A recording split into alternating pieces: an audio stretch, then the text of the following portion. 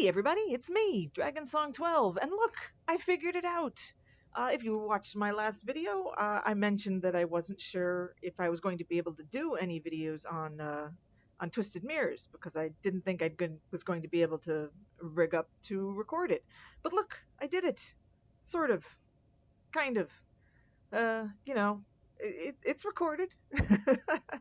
I own a tripod, but it is not, it is set up to work with a specific camera, and that camera no longer works. So I wanted to use my phone, which is not set up to work on the tripod. And after trying a few things, I realized basically my only option was going to be, oh God, tape the phone onto the tripod. So I taped the phone onto the tripod.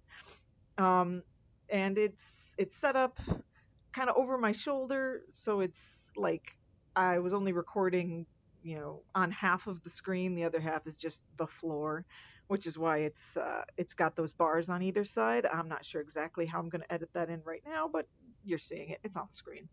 That's why that's like that, because only half the screen had anything worthwhile on it. Um, but yeah, it also had a few problems with the lighting might be a little much or not properly placed. It's hard to say, but it does mean some of the finer lines I don't think are going to be very visible, which is going to be a real problem when I get to the portion of the video where I'm shading. Um, and especially once it gets uploaded to YouTube and the quality lowers even more. It is what it is. This was a first attempt, so we see how it goes. Also, I'm realizing in hindsight that I should have put the camera on the other side of me, because as it is, my hand is covering a lot of what I'm doing. So this is a little bit of a janky video, and I apologize for that. But I wanted to record it, even though I wasn't entirely sure what I was doing. For working on this page, I had the house to myself. So I didn't have to have any, I wasn't in anybody's way setting up my rig, and that was kind of what I wanted to do. I didn't want to have to bother anybody else, so it's just happened to be the page that I was doing when I was alone. Like normally, I want these pages that I record to be something a little special. This one is not. It's sort of a setup page for what comes next week, but that might be better because of the whole rig, because of recording myself. I wasn't able to sit as comfortably as I normally do. I wasn't able to sit with my head as close to the project as it normally is, because it would be in the shot. So I this one's a little sloppy because I'm just way too far away and can't really see it very well. So it sort of worked out that this wasn't a page I'm particularly enamored with. But we got it. We got a video recorded of this comic before it finished, because we are rapidly closing in on the end of this, and I really just wanted to record at least one page of it and talk about it before it was done. So here we are. We did it. We got there, sort of, kind of. But I do apologize for the jank. I'm gonna. I think I'd like to go through sort of my process, like just explain the process of this comic. This comic, as you can see, and as I've talked about before, all hand drawn, all with pens, just black and white. Um, the reason for that is when I first started this comic, I had one other comic running, and that comic was full color. So I thought to myself, why don't I just do this one black and white? Without colors, it'll go faster, obviously. Um, so it did not go faster. This comic probably takes the longest to complete an individual page of the three that I'm currently working on. Um, and I think it looks the best.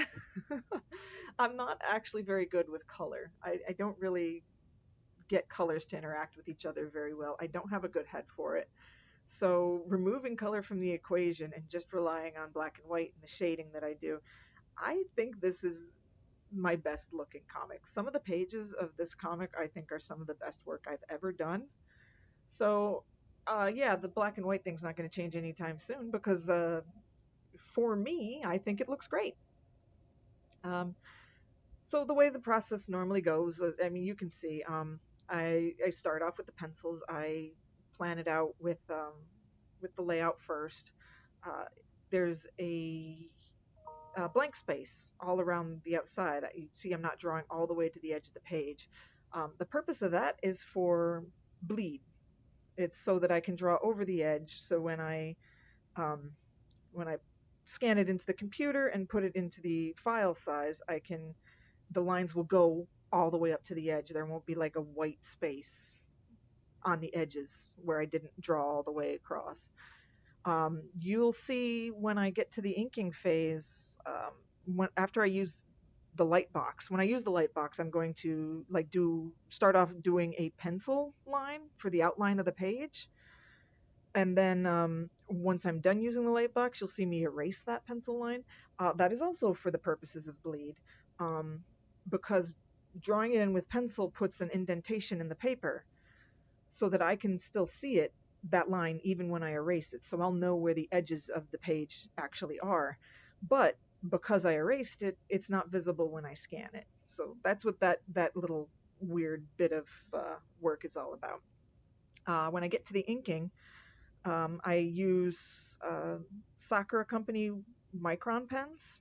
The primary pen that I use is a graphic pen, which is much more of like a marker-like pen. It's got a very thick pen with a tapered tip, and I use that for the majority of the line work because it allows you to get thicks and thins and get it a little calligraphic. But you'll see me leave the faces blank as I'm working on that, and that is because I like to use much more fine detailing pens on the expressions. I want to make sure I get that specifically right, no sloppiness. And there's no point in constantly switching the pens as I'm working on the characters. So I do all the things with one pen, and then I go back with the finer pens to fill in the details of the faces, and to also, like, the graphic pen doesn't always do a great job of connecting the lines. So go in with a detail pen and just connect the lines and smooth them out. This is something I think didn't record very well, so there will be a portion after I do the graphic pen where you'll see my hand just sort of going all over the page and not really visible as to what exactly I'm doing. But that's what that step is. That's me just kind of cleaning up the line work before I head into the shading. And then, of course, the shading. Um, Lots and lots and lots of little lines. I always shade the background first because I don't like doing it, so I want to get it over with. You'll see me actually fill in the gutters of the panels with hatching because I like the texture of it. I used to fill them in with flat blacks, but I didn't really like the way it looks. I like having the texture of the lines, even though it takes a long time to do. I think it looks better. So that's why that's the way it is. Then I'll go through and do sort of a first pass on the shading to fill in tones like the spots on the characters and Eclipse's whole black outfit. Again, a lot of the shading is not going to show up great, I don't think. We'll see when it uploads, but if it doesn't, I apologize. I'll try to figure out better for next time because I would like to do this again. But that's basically how each of these pages is created, all by hand. Even the panel borders are done by hand with a ruler. Um, the only thing not done by hand is the text. Sometimes I'll do sound effects by hand, but usually all the text is done digitally on the computer, and that's just because I have bad handwriting. Like it's legible. I have very legible handwriting, but it's not very nice looking. And you want your pages to look nice, so I do use a font, and I don't feel too bad about it. So now that I spent all that time babbling about the process, let's actually talk about the comic itself. Um, I mentioned that there was some baggage with this one in another video, and I would like to elaborate on that at least a little bit. The original Twisted Mirrors began life as just a doodle in my notebook. I drew a creature, thought it looked neat, and wanted to draw it some more, essentially. And then I fell back on my old habit of putting characters in a bad situation and seeing what happens. The baggage that comes with this one is that a lot of Twisted Mirrors deals with bigotry. Um, I'm not. I don't really view Twisted Mirrors as falling into the fantastic racism trope, because I don't view this as a metaphor for any real bigotry. I went out of my way to try to give the Bothiri a unique culture so that they didn't, like, specifically so that they wouldn't be matched up with any real life people, um, because I don't feel qualified to tell that story. The reason I put bigotry in this is because bigotry is awful, and dealing with it is awful, and it's real. It happens everywhere, all the time. Like, to me, it's so kind of ingrained in humanity that I think it's weirder when a story has differing peoples and doesn't include bigotry. Um, I feel like I mean, if we were all the same skin color, then we'd start separating each other by hair color. If we were all the same hair color, we'd start separating each other by height. No matter what you do, humans are going to do that to each other. It's just a given. So when you start introducing non-human characters, that it just gets cranked up to 11 because now there's a definitive other. I just think it's what's naturally would happen. It's weirder to me when a story that has non-human characters doesn't have some element of bigotry. So it was never meant to be a metaphor. This is the world. They're stuck with it. It's honing in on my usual. Here's a shitty situation. Let's see how the characters deal with it, and it's one of the worst situations. And that was sort of my problem. That was the error that I made, is that I was focusing too much in on that aspect where I wanted to talk about what was happening with the individual characters in the moment, and I wasn't really paying attention to how it looked in the big picture. Because whether or not I intended for the fantastic racism trope, whether or not I was trying to do that, uh, people who are reading it don't know my intentions. And you can't help but link things to real world situations. And, you know, like, I can only write based on what I know. So real world situations are bleeding into it anyway. And looking at it from a larger perspective, I don't think I handled it very well. I'm a little embarrassed by that first comic in that aspect. There's parts of the first comic I really still love. There's a lot of the characters that I still love. But when I start looking at it through that lens of the bigger picture, I start realizing how badly I handled it because I just wasn't paying attention to that. And that's that's something that I just think didn't come across very well. And all of those issues are primarily from the original comic. This page in particular is from the sequel comic, Twisted Mirror's Rift, in which I tried to be a lot more mindful about that sort of situation. It's still a very individual story. It's still about the characters and about their issues and what they're going through. But I tried to pay a lot more attention to, the bigger picture and how it could be viewed in more broad terms. I don't think I did it perfectly. Still, there's still a lot to criticize about the story, but I think it's a lot better on that note. Moving in the right direction at least. Um, and in all honesty, I really think it's a shame it kind of carries some of that baggage from the original comic, because I think personally that both the art and writing on Twisted Mirror's Rift is some of the best work I've ever done. And it's a little bit of a shame to me that I don't feel comfortable really, talking about it too much, because I do think the problems with it are a little too much. But the good stuff is still there, and it makes me a little sad sometimes. Twisted Mirror's Rift by itself is it's sort of a Prince and the Pauper story. If you haven't read it, it's two characters who are brothers who grew up in vastly different situations, and that's really basically just the story I wanted to tell. What kind of people they became. Um, like, I don't mind saying the brothers thing if you haven't read the comic, because that was never intended to be a twist that they were actually related. The point of making them brothers was just to indicate that these two people were essentially the same person. It's what happens to this person growing up in one situation versus growing up in another, and how that changed them into completely different people, but who have, a similar core at the base of it. It was entirely about character, about what these characters would go through. Um, And I had a lot of fun writing these two characters and their dynamics and the way they differ, and writing from their individual perspectives, and even stopping to think, had their roles been reversed, the story probably would have played out the same, and yet it feels very different in your head to stop and think about what would have happened if their roles were reversed. It's very interesting.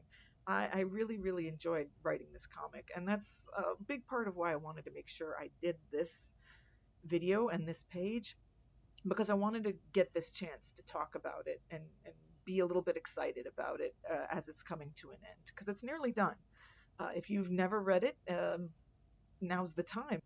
Like I said, I think some of my best art and writing is in this story. I do think it's worth giving a look at, with the caveat of everything I've said about the baggage behind it. But especially towards the latter half of the comic, there's just some pages just came out so well, and it challenged me in ways I didn't expect. Like I had to learn how to ink water at one point, and that was really fun. And I really, really liked the results, even if I know they're not perfect, because stuff's never going to be perfect on your first try. But I put a good effort in, I think, and learning about how to make shading work, and how to really like indicate mood in the backgrounds and kind of indicate tones with no color.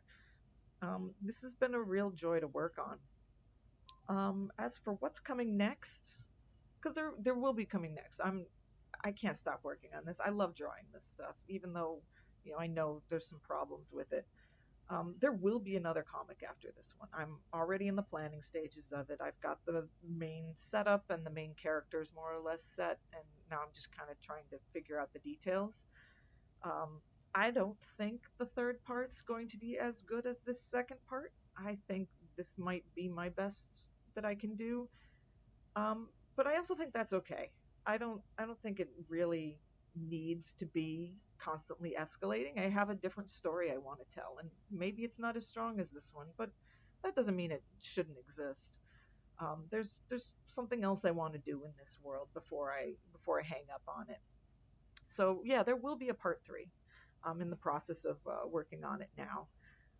But before we get there, let's finish up strong on Twisted Mirrors Rift. This has been a great journey, and I really wanted to share at least some of the work on it with you all, because I did do a couple of videos like this for the original comic, but none during Twisted Mirrors Rift, and like that has the better heart. I improved so much from the beginning of this comic to the end, and like even someone like me who's as down on my work as I am, it's still improved. Like even if I think it's got more room for improvement, I think there was a lot of like a big jump from the beginning of this to the end of this, way more so than the original comic. I think I sort of hit my stride somewhere in the middle of this, even though there's a few pretty hilarious flaws in the middle. But yeah, I would like to do another video like this. I had fun making this, even if it did result in a kind of sloppy page. I may also do a video on one of the covers, because the covers I actually do color, the chapter covers, so that'll be a little easier than trying to set up this rig again. But like I said, I wanted to make sure I got something done for Twisted Mirrors Rift before it finished. And stay tuned, because there's something special coming up right at the end. Although if you're here on my YouTube channel, you may have seen it already, because I definitely already posted it. Thanks so much for watching, and have a great day.